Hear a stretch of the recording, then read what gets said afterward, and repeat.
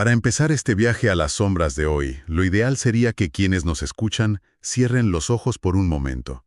Imaginemos una atmósfera de terror profundo, un ambiente verdaderamente escalofriante y lleno de misterio. Ujú. Una oscuridad impenetrable, rota únicamente por ecos que rebotan en las paredes de una caverna inmensa. Y susurros ininteligibles que parecen provenir de entidades que habitan más allá de nuestro plano terrenal. Es un escenario que pone los pelos de punta, desde luego. Totalmente. Y ese es el tono exacto de la investigación que tenemos hoy sobre la mesa. Nuestra pila de fuentes es, francamente, de las más inquietantes que hemos abordado jamás. Sin duda. Tenemos grimorios demonológicos del siglo XVII, como el infame El Emegetón Clavicula Salomonis. También tenemos textos apócrifos antiquísimos que relatan eventos que la historia oficial, por motivos que ya veremos, decidió sepultar. Y no solo eso. Contamos con extractos literarios sobre el uso crudo de la magia negra. Exacto. Y de forma que resulta totalmente desconcertante en este contexto, el apilamiento de documentos termina con artículos de la prensa política moderna sobre un escándalo mediático en México. Una mezcla que a priori no tiene ningún sentido. Ya, parece una locura, pero la misión de esta exploración a fondo es desentrañar los oscuros mitos del rey Salomón, su supuesto control absoluto sobre entidades demoníacas, el terrorífico precio físico y espiritual de poseer artefactos de poder incalculable, y finalmente entender cómo ese miedo primario a lo demoníaco sigue utilizándose como el arma destructiva definitiva en la sociedad actual. Es una combinación de fuentes que parece imposible de encajar. Sin embargo, cuando analizamos los patrones históricos y la psicología detrás de todo esto, las piezas se unen de una manera asombrosa. Ujú. Vamos a recorrer un camino larguísimo. Empezaremos en los desiertos del antiguo Israel, pasaremos por los asfixiantes círculos de invocación de los magos del Renacimiento y aterrizaremos de lleno en las campañas modernas de difamación política. ¿Qué viaje nos espera? Y lo que subyace en todo este recorrido es la fascinación humana por el control absoluto, y sobre todo ese terror paralizante que surge cuando nos enfrentamos a fuerzas que escapan a nuestra comprensión lógica. Claro, ya sean fuerzas sobrenaturales que acechan en la oscuridad o fuerzas puramente terrenales que mueven los hilos del poder. Efectivamente. Vale, vamos a desgranar esto, empezando por el origen de gran parte de esta mitología oscura.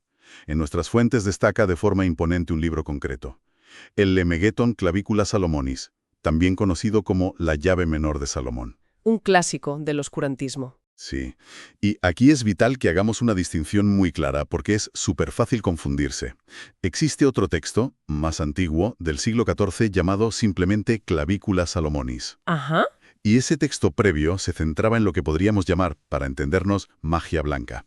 Es decir, rituales de purificación, peticiones de salud, invocación de ángeles celestiales y la fabricación de pentáculos de protección. Era casi un manual de defensa espiritual, o sea, algo preventivo. Exacto. Pero el texto del siglo XVII, el Emegetón, es una bestia completamente diferente.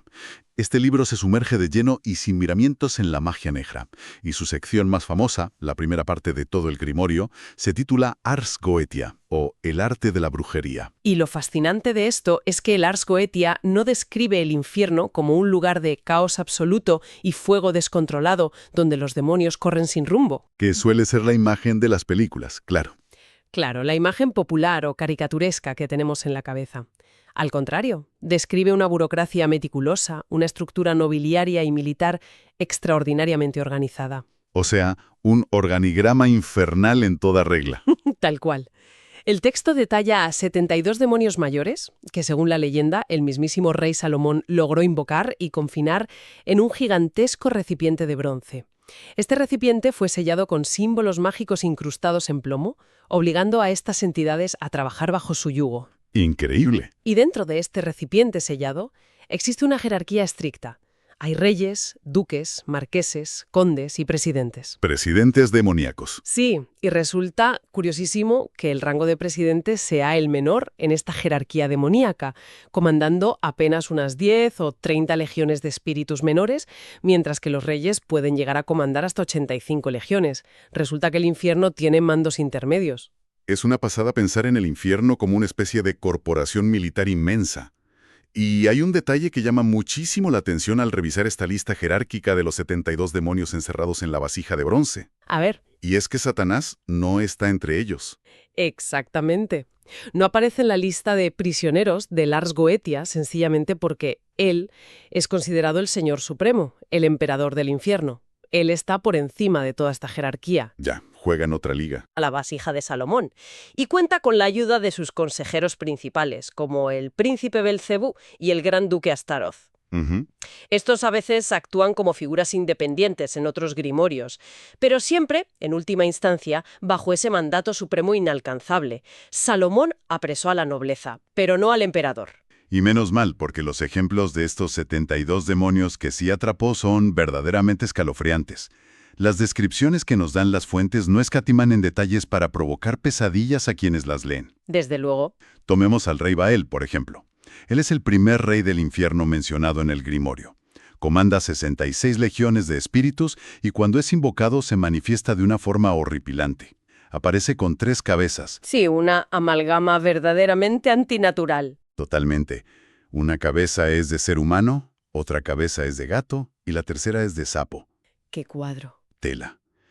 Las fuentes sugieren que esta monstruosidad es una metáfora visual de su inmensa capacidad para el engaño, la agilidad y la repulsión. Y el poder principal que otorga a quienes logran someterlo mediante los rituales es la invisibilidad, lo cual encaja perfectamente con esa naturaleza engañosa. Claro, el poder de pasar desapercibido. Eso es. Además vemos en otros textos paralelos que la categorización demoníaca a menudo se basaba en los 7 pecados capitales, lo que ayudaba a los teólogos a clasificarlos. Asmodeo representa la lujuria de forma incontrolable. Mamón es la encarnación pura de la avaricia. Y Belcebú, también conocido como el señor de las moscas, está íntimamente ligado a la gula. y la escala de todo esto es lo que resulta abrumador.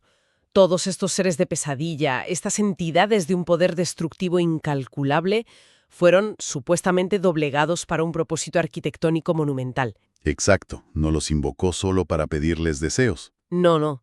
Esto nos lleva directamente a la leyenda que relata el Testamento de Salomón, que es un texto apócrifo de la Antigüedad.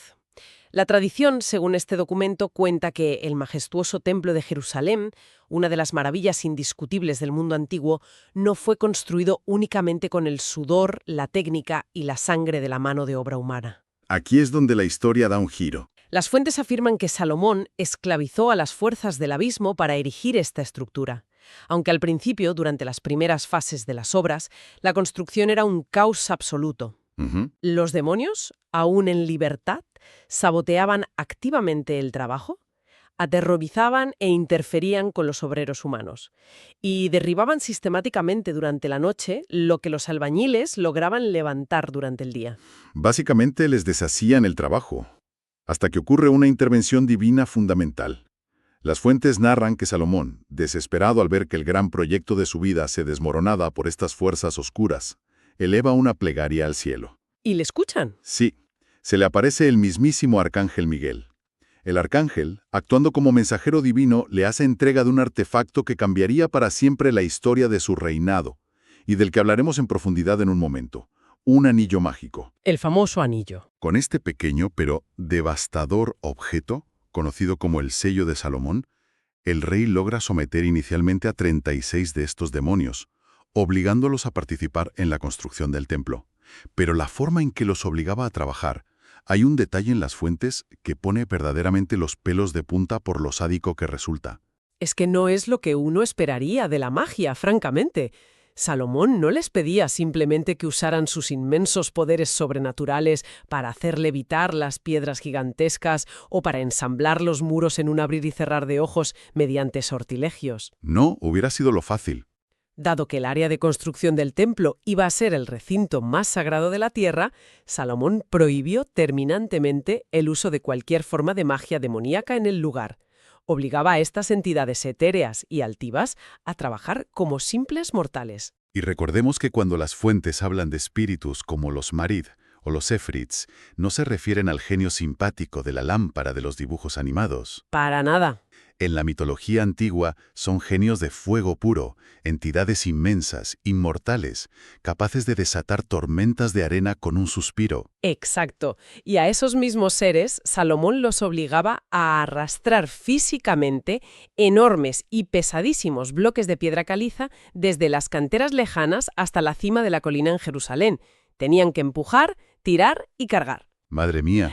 Para seres compuestos de pura esencia de fuego y orgullo inmemorial, esto no era solo un trabajo forzado, era una humillación insoportable, era una tortura continua y denigrante que los enfurecía hasta límites inconcebibles, obligados a sudar, metafóricamente hablando, como la más baja de las criaturas humanas. Básicamente, Salomón cogió a los seres más poderosos y orgullosos del universo conocido y los convirtió en becarios de la construcción.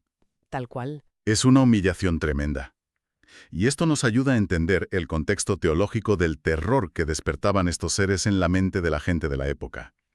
En los documentos encontramos la tesis de San Agustín, que explica perfectamente por qué la mera idea de los demonios causaba un pavor tan abismal en la antigüedad. Sí, San Agustín articuló de manera brillante el origen de ese miedo paralizante.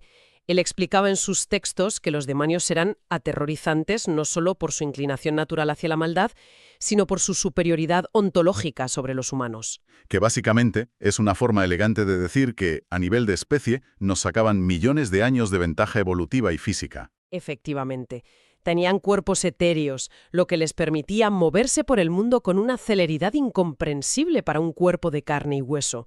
Sus sentidos eran infinitamente más agudos que los nuestros, capaces de percibir realidades ocultas.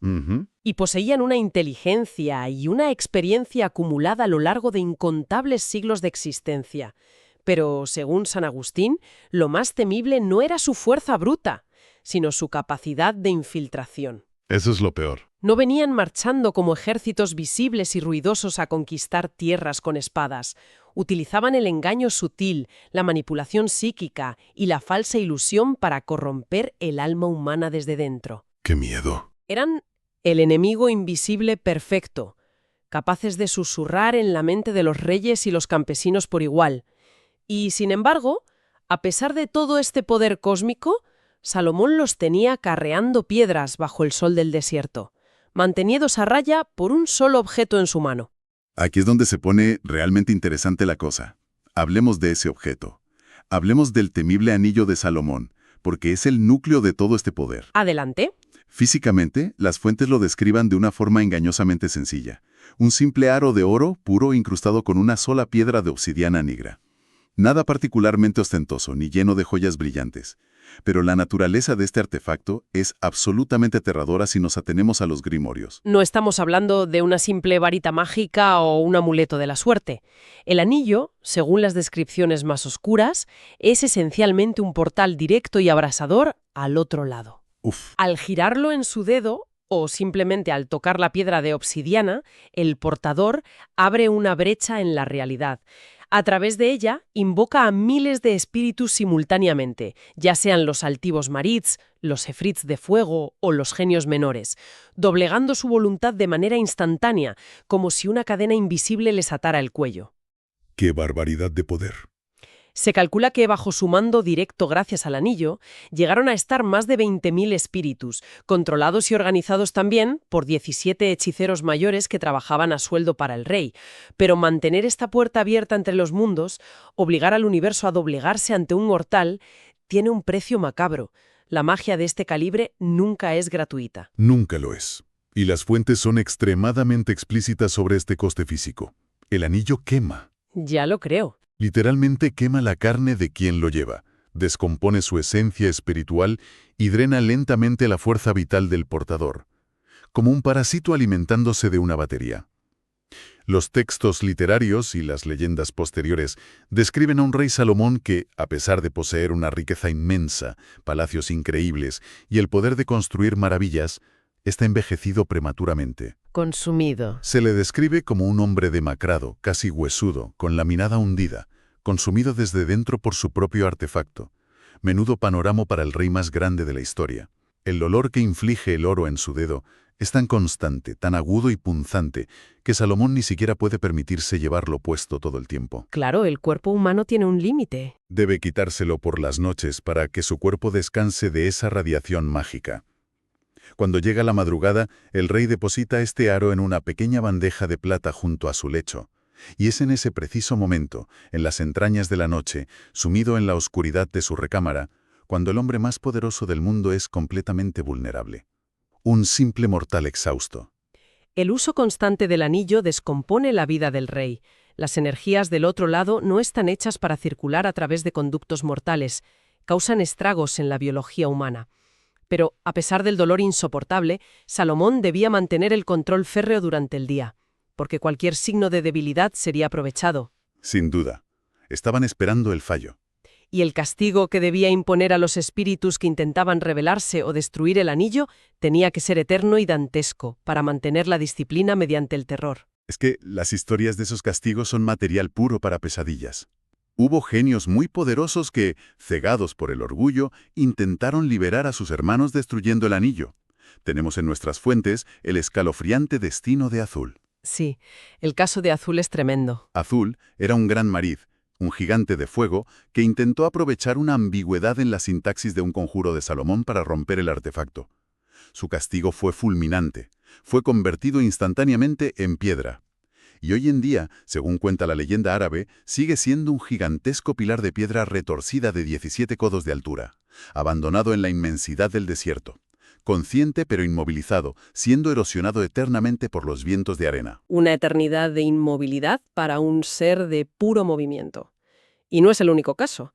Las fuentes también mencionan a Filocretes, otro poderoso espíritu que lideró un motín y cuya esencia fue comprimida y reducida a ser simplemente un eco. Un eco, fíjate. Quedó atrapado para siempre en el interior de un recipiente de cobre sellado, condenado a repetir las últimas palabras de pánico que gritó antes de ser encerrado. Espeluznante. O el trágico y grotesco final de Odalis. Este espíritu intentó asesinar a Salomón mientras dormía, pero falló. Fue maldecido y convertido en un rostro con una expresión de sorpresa y terror perpetua. Petrificado y grabado para siempre en una vulgar baldosa del suelo del propio palacio, siendo pisoteado a diario por los sirvientes del rey. Tela con el castigo de la baldosa, verdaderamente sádico. Estos destinos servían como recordatorios constantes y macabros para el resto de las legiones. La sumisión al portador del anillo de obsidiana debía ser absoluta, porque su poder no conocía la piedad. Es una narrativa de dominación, de tortura psicológica y de terror absoluto. Pero ahora, tal y como dictan nuestras fuentes, vamos a dar una transición que puede parecer un poco inesperada. A ver. Vamos a dar un salto abismal en el tiempo y el espacio, viajando desde el polvo del antiguo Israel hasta el asfalto del México contemporáneo. Parece increíble la conexión, pero la hay. Si revisamos los recortes de prensa modernos, concretamente un caso reciente en la política mexicana con la figura de Carmen Salinas, encontramos algo fascinante. Al margen de las críticas puramente burocráticas sobre su gestión, que los medios documentan con total objetividad y sin que nosotros tengamos que entrar a valorar políticamente ni tomar ningún partido, lo que verdaderamente nos interesa aquí es cómo el descontento ciudadano normal de repente dio un giro oscuro. Y se tiñó el oscurantismo medieval. Eso es. Es un acercamiento completamente necesario a los textos modernos porque lo que vemos aquí es un fenómeno sociológico que repite los mismos patrones que en la antigüedad. Las fuentes nos presentan el caso de la fallecida actriz que en su momento dio el salto a la política ocupando el cargo de diputada plurinominal. Según recogen extensamente artículos de medios como Regeneración MX y Marcatextos, su mandato estuvo rodeado de una severa controversia ciudadana. Los documentos periodísticos señalan que a ojos de sus críticos no presentó iniciativas legislativas propias que fueran relevantes. Se le acusó de no cumplir sus promesas de legislar a favor de las condiciones del medio artístico del que provenía. Y fue muy señalada públicamente por cobrar un sueldo millonario mientras mostraba una evidente inactividad en la Cámara, limitándose a apoyar las propuestas de su bancada parlamentaria y a presentar puntos de acuerdo menores. El descontento popular llegó a tal punto de ebullición que se recolectaron más de 160.000 firmas en plataformas digitales ciudadanas exigiendo formalmente su renuncia al cargo. Todo esto que comentas es el lenguaje normal, aunque tenso, de la controversia política y el descontento ciudadano en cualquier democracia. Es terreno de lo terrenal, de lo puramente administrativo y burocrático. Sí, lo habitual. Pero la conexión macabra, la chispa que conecta el México moderno con el rey Salomón, surge en una de nuestras fuentes proveniente del medio Infobae. En medio de todo este clima de fuerte rechazo político, un recluso, desde el interior de un centro penitenciario, lanzó una acusación completamente atroz y perturbadora hacia la diputada. Una acusación gravísima. Afirmó públicamente que ella cometía ilícitos con menores, y atención a esto, que realizaba rituales satánicos con niños. Por supuesto, estas acusaciones, que carecían de la más mínima prueba documentada o sustento legal, fueron desmentidas categóricamente y negadas rotundamente por la familia, concretamente por su hija. Lógicamente. Pero el impacto psicológico en la opinión pública y el morbo en la prensa amarillista ya estaban servidos. Si conectamos esto con el panorama general y volvemos por un momento a la tesis de San Agustín sobre el pavor profundo a los demonios que mencionábamos antes, el patrón de comportamiento humano es clarísimo y francamente escalofriante. Muy turbio. A lo largo de los siglos, desde la erradicación violenta de las antiguas religiones paganas, pasando por las hogueras de la Inquisición, hasta llegar a las campañas de difamación orquestadas en la política moderna a través de Internet, la táctica apenas ha evolucionado 1 milímetro. Nada de nada. Cuando se quiere destruir por completo a un adversario, cuando el descrédito profesional, la crítica a su ineficiencia o la presión política tradicional no parecen suficientes para aniquilar su carrera, se recurre al arma psicológica más antigua. Ya te digo. Al arma más visceral y definitiva que conoce la humanidad. La acusación de tener pactos demoníacos o la adoración de lo profano. Es decir, acusar a alguien de realizar rituales satánicos o de pactar con las fuerzas de la oscuridad sigue infundiendo un terror profundo a un nivel casi genético. No importa en absoluto que estemos viviendo en pleno siglo XXI, en una era dominada por la inteligencia artificial, la tecnología satelital y la ciencia empírica. Da igual la tecnología. La mera mención de sacrificios oscuros, pentagramas y demonios apela directamente al miedo más instintivo, primitivo e irracional que reside en lo más profundo de la mente humana. Es una forma de decir al subconsciente colectivo, ojo, esta persona no solo es ineficiente en su trabajo legislativo o reprochable en sus cobros, sino que es la encarnación literal del mal absoluto en la Tierra. Exacto. Y eso es algo que destruye reputaciones y crea un estigma de una forma que ninguna crítica basada en datos estadísticos podría lograr jamás. El miedo como arma de destrucción masiva. Totalmente. Y esto levanta una reflexión ineludible sobre la naturaleza misma de nuestras instituciones, la fragilidad de la razón y nuestras dinámicas de poder contemporáneas. El uso recurrente del miedo a lo demoníaco como herramienta política moderna demuestra que los verdaderos demonios que más nos afectan hoy en día, los que de verdad destruyen vidas, no están encerrados en una vasija de bronce bajo sellos mágicos de plomo esperando a ser liberados. Ya quisieran. Están sueltos y operando a plena luz del día. En la retórica del odio, en la difamación calculada y en la manipulación colectiva de las masas a través del terror infundado. Entonces, ¿qué significa todo esto? Si juntamos sobre la mesa el grimorio polvoriento de Salomón, la increíble leyenda arquitectónica del Templo de Jerusalén, la obsesión agónica por un anillo de obsidiana abrasador y las sucias tácticas de la política contemporánea mexicana, ¿cuál es el mensaje que queda destilado de todas estas fuentes? Es una buena pregunta. Significa que el poder absoluto siempre termina devorando irremediablemente a quien lo ostenta y a quienes le rodean. Ya sea el poder arcano invocado a través de un anillo de oro que calcina noche tras noche la piel de un rey anciano, o el poder ejercido a través de un escaño político defendido a capa y espada frente al repudio popular. La obsesión desenfrenada por dominar a otros, por someter sus voluntades, ya sean demoníacas o ciudadanas, termina pudriendo la fuerza vital del portador, dejándolo vacío, paranoico y completamente vulnerable en la oscuridad. Lo que deja una duda final inquietante flotando en el aire. Hemos visto cómo la historia moderna nos demuestra que seguimos utilizando activamente la idea del mal absoluto y los demonios como una herramienta psicológica para destruir a quienes tienen poder o a quienes queremos derrocar. Sí. Si consideramos esto detenidamente, ¿qué pasaría si los antiguos grimorios, textos como el Ars Goetia, con sus detalladas jerarquías y descripciones grotescas de monstruos de 3 cabezas, nunca hubieran sido realmente manuales literales de magia negra? Fíjate. Y si, en realidad, estuviéramos ante los primeros tratados de psicología política y propaganda de la humanidad, escritos en clave, tal vez la descripción meticulosa de someter a 72 legiones infernales no era más que una metáfora magistral sobre cómo aterrorizar a la población, deshumanizar a los enemigos de la corona y consolidar el poder absoluto de un monarca mediante el miedo a lo invisible. Tiene muchísimo sentido. Si el miedo a los demonios sigue siendo hoy el arma definitiva para aniquilar reputaciones, estoy segura de que es muy posible que los magos de la antigüedad no estuvieran conjurando espíritus, sino inventando el manual perfecto de la guerra psicológica. Esa es una perspectiva que verdaderamente hiela la sangre. Pensar que los demonios siempre fuimos nosotros y nuestras ansias de control. Una idea que dejamos ahí, acechando en la oscuridad de la mente para una reflexión profunda. Una noche para pensar.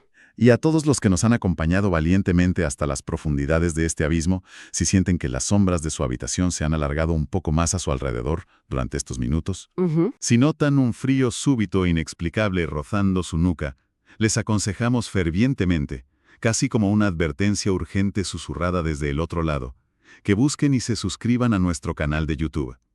No debiste llegar aquí.